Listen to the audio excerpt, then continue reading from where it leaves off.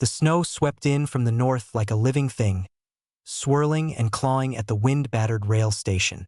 The air bit through wool, and the platform boards were slick with ice. The train that had carried Linda Whitford across half the country gave one last shrill whistle before vanishing into the white horizon. She stepped down from the last carriage, carpet bag in hand, her other gloved hand gripping her hat brim against the wind. The neat dark green coat she had left the East in was dulled from travel, its hem stiff with frost. She searched for a familiar face, a sign, anything, but saw only strangers hurrying away, their heads bent against the weather. From the doorway of the station office, the ticket clerk called out, his breath clouding in the cold. "You waiting on someone?" "Yes," Linda said, her voice rough. "A man named Walter Briggs. He was supposed to meet me." The clerk replied, "Ain't seen him. If no one's here to fetch you, you'd best find shelter quick. We don't keep folks overnight. Too cold, too risky. Hotels are full. The boarding house might be too." Linda's stomach dropped. "He promised." "Promises don't stop frostbite." The clerk cut in. Two cowhands stomped past, climbing into a wagon without a glance at her. The platform emptied until only the wind and the groan of the swinging sign remained. Snow was already clinging to her skirt, and dusk crept closer. Then, from the far end, two small figures appeared, a girl tugging along a younger boy. Their cheeks were raw from the wind, their steps uneven in the snow. The girl's braid was loose, her hands bare. They stopped in front of Linda. The girl lifted her chin. "You need a home," she said matter-of-factly. "And we need a mommy." Linda blinked. "I beg your pardon? You look like you don't belong in the cold," the girl said. "And we don't have a mama anymore." The boy, no more than 5, clung to her sleeve, peeking at Linda with wide brown eyes. His coat was missing buttons, and one boot was bound with twine. "Where are your parents?" Linda asked. "Our pa's name is Elias Monroe," the girl announced. "He's got a farm past the cottonwoods. He's looking for a wife, but he's busy today." Linda frowned. "I don't know him." "You will if you come with us. He won't say no. We've been waiting for a lady." "You'll do." Linda hesitated. "I came here to meet someone else." The girl crossed her arms. "Well, he isn't here, is he? Pa's just not at the station. We're here to fetch you." The boy's voice was small. "It's real cold, miss. Our house has a fire." Linda glanced at their thin coats and their red ears. "Where is your house?" "Not far," the girl said. "Past the big fence through the cottonwoods. We walk it all the time." She held out a bare hand. "Come on. If you stand here much longer, you'll turn to ice." The clerk stepped out again. "Best decide, ma'am. Sun will be down in an hour." Linda stared at the chapped fingers offered to her. She could stay, risk the cold and the night in a strange town, or follow 2 children to a man she'd never met. She thought of the long miles behind her, of being left with no welcome, and the way the boy's teeth chattered as he tried to smile. Slowly, she shifted her carpet bag and placed her gloved hand into the girl's. "Show me the way." The girl grinned. "I'm Annie. This is my brother, Tommy." "Linda Whitford," she said. "Linda," Annie repeated thoughtfully. "Pa will like that name."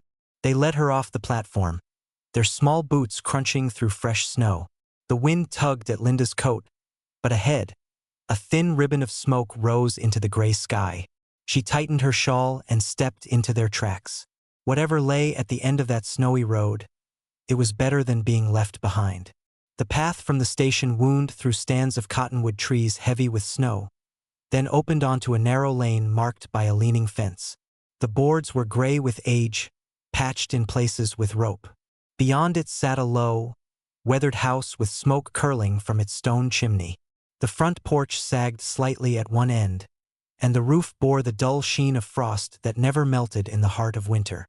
Annie pushed the door open without knocking. A wave of heat met Linda as she stepped inside, the sharp sting of cold air on her face replaced by a welcome warmth. The scent of wood smoke hung in the room, mingled with the yeasty aroma of fresh bread. A cast-iron stove glowed red in the corner, its orange light flickering against the rough-hewn walls. Linda hesitated just past the threshold, stamping snow from her boots. The room was modest. A long table worn smooth by years of use, shelves lined with crockery and jars, a braided rug curled slightly at the edges. By the stove sat a round loaf of bread on a cooling board, its crust dark and crackled. The sound of boots on packed snow drew her gaze toward a doorway at the far side of the room. A man stepped in, brushing frost from his shoulders. He was tall, broad in the chest and shoulders, his shirt sleeves rolled to the forearms despite the cold. His hair was dark and cut short, and a thin scar traced the edge of his brow. His eyes, gray and steady, moved over her once, not lingering or hurried, before settling into an unreadable calm. Annie and Tommy brightened at his arrival. "Pa, we brought her," Annie said, as if announcing the delivery of an important parcel. Linda straightened, her carpet bag still in hand. The man, Elias Monroe, took in the sight of her with no visible surprise. He did not ask her name, nor how she came to be in his house. Instead, he nodded toward a chair near the stove. "Sit," he said. His voice was low. "Eat." Linda glanced at the children, who were now perched together on the rug before the fire, whispering behind their hands and stealing looks at her. She crossed the room and set her bag beside the chair. Elias moved to the counter, ladled a generous portion of soup from a pot into a thick ceramic bowl, and placed it on the table in front of her. Steam rose from it, carrying the scent of onions, carrots, and slow-cooked meat. "Thank you," she murmured. He gave a small incline of his head but said nothing more. The only sounds were the hiss of the stove and the muffled giggles of Annie and Tommy as they watched their father's face for any sign of reaction. Linda took a tentative spoonful. The soup was hearty and warm, and the heat spread through her chest in a way that felt almost like safety. She had not realized how hungry she was until that first taste. Elias stepped to a workbench near the far wall, where a block of wood and a carving knife waited. Without looking at her again, he picked up the knife and resumed shaping the piece, his movements measured and precise. The children crept closer to watch him work, the earlier excitement fading into a quiet routine that seemed well-worn in this house. Linda ate in silence, her eyes wandering over the small details of the room. The patch in the rug stitched with thread that did not quite match, the row of tin mugs hanging from hooks above the counter, the heavy boots drying near the door. Everything here spoke of a life built on necessity and care, without excess. When she finished, she set the spoon down carefully, unsure whether to speak or simply rise and leave. Elias had not asked about the man she had been meant to meet, nor how she had come to be led here by his children. His lack of questions was not unkind. It felt instead like an unspoken agreement that some truths could wait. The children began whispering again, glancing between her and their father. Elias only continued his carving, the shavings curling away from the blade and scattering across the workbench like pale ribbons. Linda sat back, the warmth of the fire seeping into her bones. It struck her then. This was not the welcome of a man seeking a bride, not the start of a courtship. This was the quiet allowance of a man who saw a stranger in need of warmth and offered a place by his fire. It was not a promise, only permission to stay. And for now, in the heart of a Dakota winter, that was enough. The mornings began in silence, broken only by the soft crackle of the stove and the muffled patter of the children's feet across the wooden floor. Linda rose early, sweeping the ashes from the hearth and folding the wool blankets neatly at the foot of the children's bed. Annie and Tommy were quick to join her in the kitchen, their hair tousled from sleep, eyes bright with curiosity. She mended shirts with careful stitches, patched the knees of trousers worn thin from climbing fences, and darned socks by the light of the window. The work was simple, but her hands had not been idle in years, and there was comfort in the rhythm of needle and thread. Annie sat close while Linda sewed, asking about letters and words. Soon Tommy joined, and the three of them leaned over the small kitchen table in the afternoons, practicing with a blunt pencil on scraps of brown paper. Annie's letters were bold and crooked, Tommy's tiny and hesitant. Linda praised them both, patient with every smudge. Elias said little during these lessons. Most mornings he was already outside before the sun had cleared the horizon, tending to livestock or splitting wood. Yet each day, without a word, a tin cup of coffee was set at her place by the table. When she came in from the children's room, she began to notice other small things. The split in the heel of her boot had been stitched neatly one evening without her asking. A thick wool scarf, faded but warm, hung on the peg nearest her chair. The scent of pine clung to it, as if it had been stored away for years until someone thought she might need it. The children began calling her Miss Linda, a title that felt both formal and dear. They were eager to show her the little wooden animals Elias carved in the evenings. Tiny horses with smooth, rounded edges, a bear with one ear slightly shorter than the other, a bird poised as if ready to fly. Linda kept the pieces in a small row on the windowsill above the table, where the pale winter light touched them each morning. They made the cabin feel less like a shelter and more like a place with corners that belonged to her. Still, when she ventured outside with Annie and Tommy, walking the fence line or hauling water from the pump, she began to notice the way neighbors watched.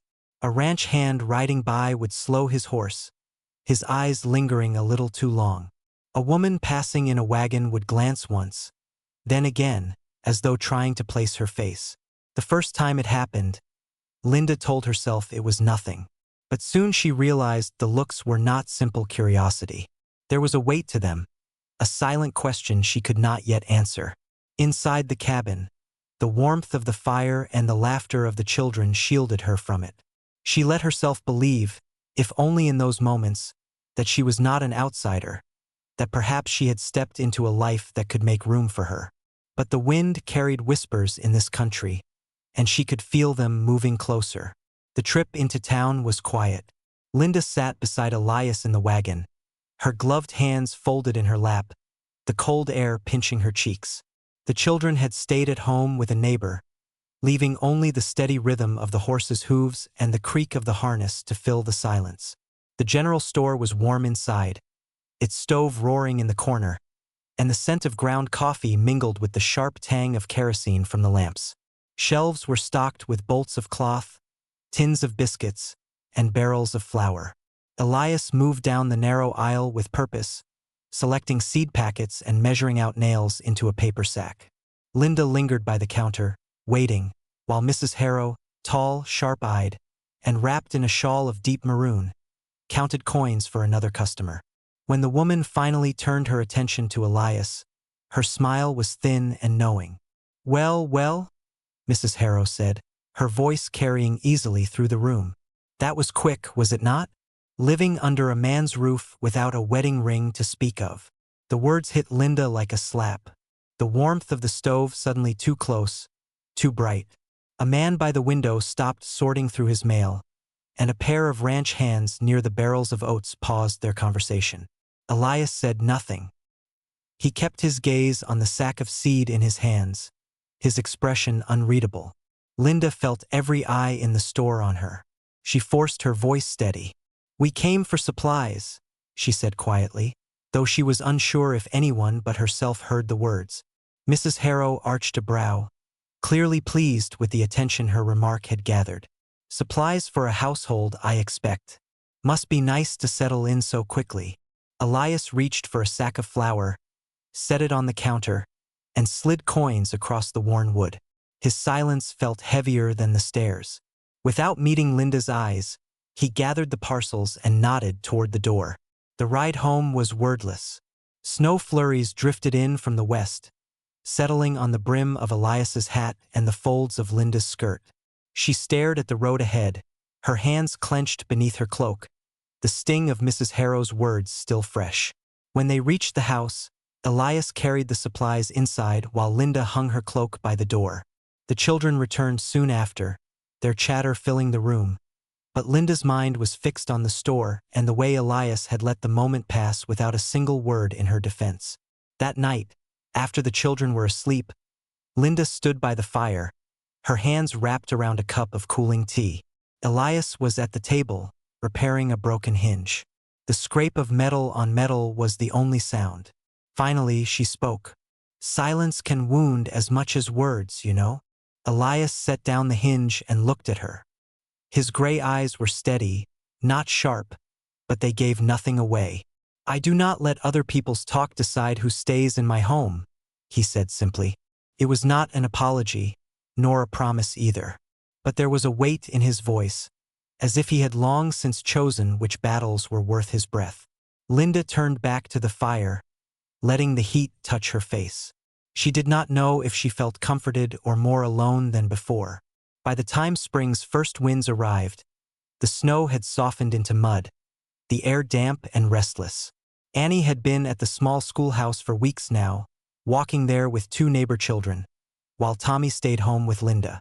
One afternoon, Linda was mending a tear in one of Elias's shirts when a sharp knock sounded at the door, too quick to be a neighbor. A boy from the schoolhouse stood there, his eyes wide, holding a folded note. "From Mr. Callum," he said before hurrying off. Linda opened it. "Mrs. Whitford, please ask Mr. Monroe to speak with me tomorrow regarding an incident with Annie." Her stomach tightened. When Elias came in from the barn, she handed him the note. He read it without a change in expression. "I'll go first thing," he said. "Do you know what happened?" "No, but I'll find out." The next day, he returned later than usual, Annie trailing behind with a wrinkled dress and a half-undone braid. She slipped into her room without a word. "She got into a fight," Elias said flatly, hanging up his hat. "A fight with a boy in her class. She bloodied his lip. His father wants her kept home for a week." "Wait, what?" Elias's jaw tightened. He said, "You're just someone here to keep my bed warm." Annie told him to take it back. He didn't. She made him. The words hit hard. Linda stared at her hands. "She shouldn't have done that." "No," Elias agreed. "But she was defending you." "I'm the reason she's in trouble," Linda murmured. "I'm giving them things to say about this family." Elias didn't answer, just crossed to the sink and began washing his hands, his broad shoulders blocking the light. That evening, Annie stayed in her room, and Tommy sat close to Linda without speaking. The silence made every creak of the cabin sound louder. After the children were asleep, Linda sat on her cot, her eyes on the carpet bag she had never fully unpacked. Elias's silence in town, the way neighbors looked at her, and now Annie's trouble. She could end it by leaving. No more whispers, no more fights. She pulled the bag from under the bed, folding her few dresses, the fabric cold in her hands. She had just gathered her shawl when a flicker of light through the window caught her eye. Curious, she stepped quietly into the main room and opened the door. The night air was sharp. Elias sat on the top step, a lantern at his side, Tommy's red scarf in his hands. The frayed edge lay across his knee as he pushed a needle through the wool with careful, steady movements. Linda paused in the doorway, watching the way his shoulders leaned forward, the way he adjusted the thread before each stitch. No one was there to see him work, yet he treated the mending as if it were as important as the day's harvest. He could have handed the scarf to her. She'd mended nearly everything since arriving, but he hadn't. This was his task tonight, his care. Tommy would wake to find the scarf whole again, never knowing the time it had taken. Linda's grip on her shawl loosened.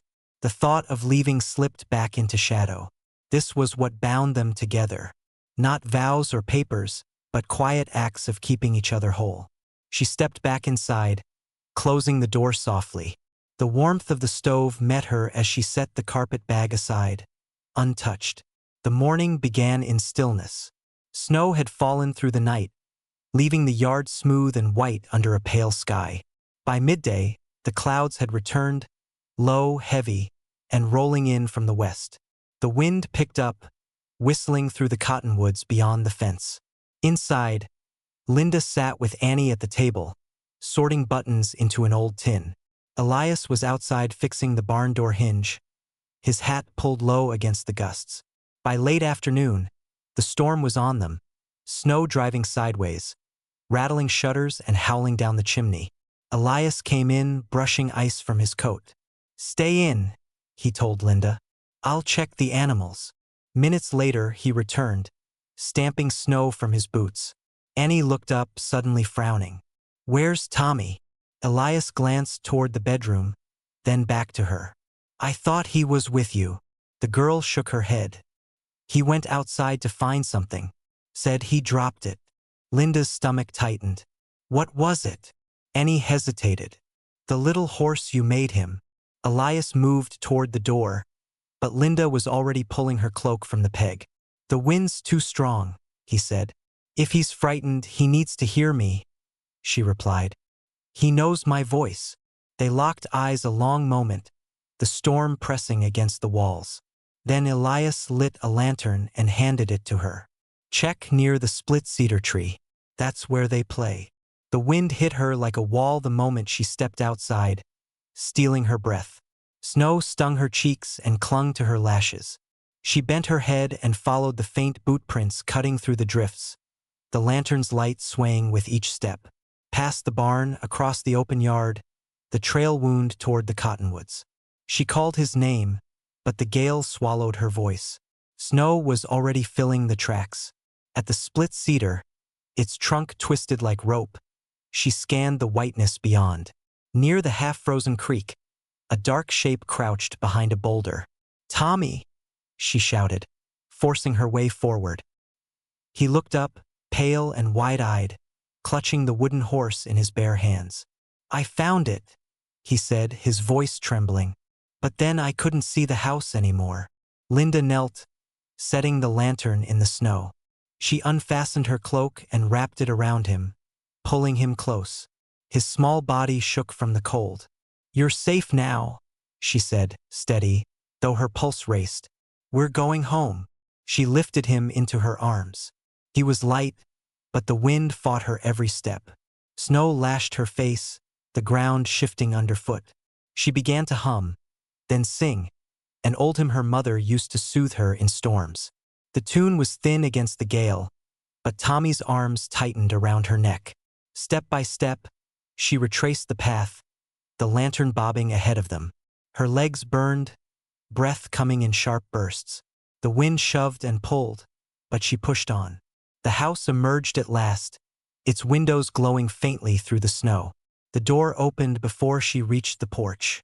Elias stepped out, striding across the yard to take Tommy from her arms, shielding him from the wind. Inside, the heat from the stove wrapped around them. Annie rushed forward, relief flooding her face. Linda leaned against the door frame, her legs trembling. Elias set Tommy on the bench by the fire, stripping away his wet boots and socks, rubbing his feet briskly with a towel. Then he turned to Linda. For the first time since she had met him, his eyes were not only steady, they were open, holding something deep and unguarded. Thank you, he said quietly, for bringing my boy back. Linda felt the ache in her arms, the cold still on her skin, and beneath it, a warmth that surprised her, a warmth that had nothing to do with the fire. She managed a small nod. Words would not be enough.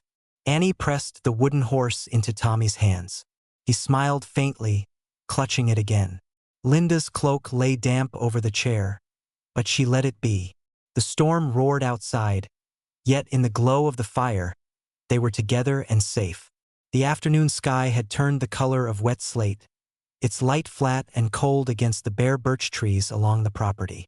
Linda was folding a sheet from the clothesline as the wind snapped at the others. Her fingers were numb despite her wool gloves. Then she heard it, distant hoofbeats growing sharper. For riders appeared from the bend, their mounts flinging mud and slush. The lead rider sat tall, his expression a mix of arrogance and threat. Arlen Pike. His name was known in town for land disputes, intimidation, and debts collected with muscle. His presence felt like a cold draft under the door. The riders slowed as they entered the yard, mud splattering the fence like old wounds. Arlen's eyes swept the house, then fixed on her. Well now, he said with a smile that didn't touch his eyes. Seems the talk is true. Living like a wife without a ring. Raising another man's children and not a scrap of paper to keep your name from the wind. Linda straightened, the folded sheet still in her arms. I don't need paper to know where I belong. One of the men chuckled, and Arlen's smirk deepened. Belong? Folks without roots get carried off sooner or later, and the wind, Miss Whitford, is stronger than you think. From the corner of her vision, Linda saw movement by the barn. Elias stepped into view, a splitting axe in his hand, his eyes pale as river ice, locked on Arland. Arland, he said evenly. If you came to talk about the south boundary, say it. If you came to insult someone in my house, turn your horse and go. Arland sat back in his saddle. Boundaries can wait. This is about the town. They don't like irregular arrangements. A man living with a widow, children calling her Ma. It makes people wonder, and when they wonder, the court listens. The South Lot claim could be revisited. All it takes is the right voices. The man behind him chuckled again, low and damp. Linda stepped off the porch, her boots crunching in the snow-crusted mud. A solid crack of steel on would cut the air. Elias had driven the axe blade deep into an upright log. She stays, Elias said, his voice sharp as the wind. And if anyone thinks to use court or gossip to take this place from me, they'll stand right here and tell me to my face. The laughter from the riders died. Two exchanged uneasy glances. One shifted as if ready to leave. Arland's jaw worked. He yanked his reins, wheeling his horse and spraying slush against the fence. Without another word, he rode toward the road, the others following. The drum of hooves faded into the trees. Linda stood where she was, her heart pounding, the sheet forgotten. Cold touched her skin, but inside was a steady heat. Elias crossed the yard. His voice was low, carrying the warmth of something almost like a smile. You didn't have to say all that. Linda met his gaze, her breath still fast. Yes, I did. I'm not running this time. The dawn came soft and pale, spilling over the hills in a muted gold that touched the frost on the fence rails. Linda was sweeping the kitchen floor when she heard the steady tread of boots behind her. She turned to see Elias standing in the doorway, something folded in his hands. He stepped forward, holding it out. The fabric was worn but clean, a faded cotton apron, its ties softened by years of use. It belonged to Mary, he said quietly. She wore it every day until... He paused, his gaze steady on hers. I don't have a ring to give you, but I've got land. I've got my children. And I've got the faith that you're the piece we've been missing. The room seemed to distill around them. The only sound was the faint ticking of the stove. Linda looked down at the apron, her hands trembling slightly as she reached for it. The fabric was warm from where he had held it, and the weight of the gesture settled deep in her chest. Her throat tightened, and before she could stop it, tears welled in her eyes. Yet alongside the ache was a smile she could not hold back, a smile born from the slow, steady knowing that this moment was not a rescue or an arrangement, but a choice they were both making. She nodded once, her voice soft but sure. Then I'll wear it. From the doorway of the children's room, Annie and Tommy appeared, drawn by the stillness. They padded over, their faces bright with curiosity.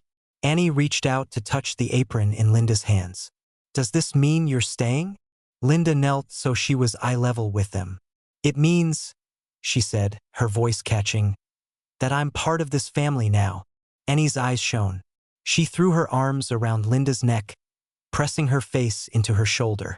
Now you're our mama, she whispered, her words warm against Linda's ear. No matter what the town says.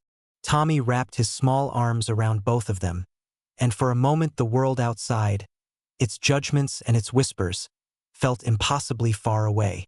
Elias stood a step back, his hands resting loosely at his sides, watching them with the kind of quiet pride that spoke louder than any vow. Later that morning, after the children had gone out to feed the hens, Linda stepped onto the porch. The air carried the scent of thawing earth, and the last of the snow clung stubbornly to the shaded corners of the yard. In her hands, she held two small wooden birds, one carved by Elias, the other by Annie and Tommy together. She tied a length of twine through each and hung them from a nail on the porch beam, where they swayed gently in the breeze. Their wings were still rough, the grain of the wood showing through, but they caught the light as if they had been waiting for this place all along. Linda stood there for a long while, the morning sun warming her face. She could hear the children's laughter from the yard, the soft cluck of hens, the rhythmic sound of Elias splitting wood in the distance. The snow would be gone soon, replaced by green shoots and muddy boots, and with it, the long winter she had carried inside herself seemed finally ready to melt. She looked out over the road that wound toward town, then back at the small, solid house behind her.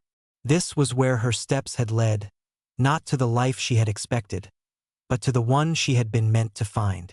Her fingers brushed over the apron's fabric tied now around her waist.